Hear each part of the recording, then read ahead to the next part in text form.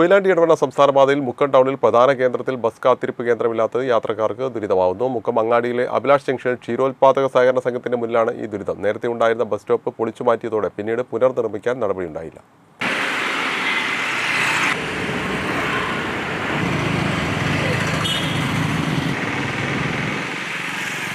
കൊയിലാണ്ടി ഇടവണ്ണ സംസ്ഥാന പാതയിലെ പ്രധാന അങ്ങാടിയായ മുക്കം ടൗണിൽ ഏറെ തിരക്കേറിയ അഭിലാഷ് ജംഗ്ഷനിൽ ബസ് കാത്തിരിപ്പ് കേന്ദ്രമില്ലാത്തതാണ് യാത്രക്കാർക്ക് ദുരിതമാവുന്നത്.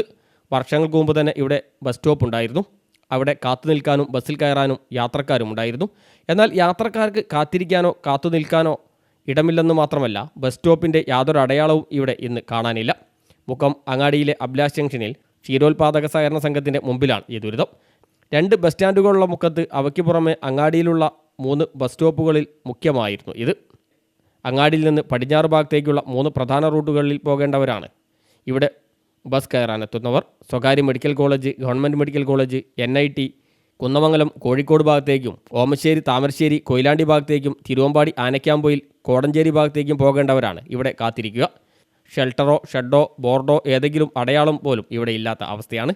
ഇതുതന്നെയാണ് ഇവിടെ ബസ്സുകൾ നിർത്താതെ പോകുന്നതിൻ്റെ പ്രധാന കാരണവും. 7.5 കോടി രൂപ മുടക്കി മുക്കം നഗരം സൗന്ദര്യവൽക്കരിച്ചപ്പോഴാണ് ഇവിടെ ഉണ്ടായിരുന്ന ബസ് വെയിറ്റിംഗ് ഷെഡ് ഇല്ലാതായത്. നടപ്പാതയടക്കം പല സൗകര്യങ്ങളും വന്നപ്പോൾ ഷെഡ് അപ്രത്യക്ഷമാവുകയായിരുന്നു.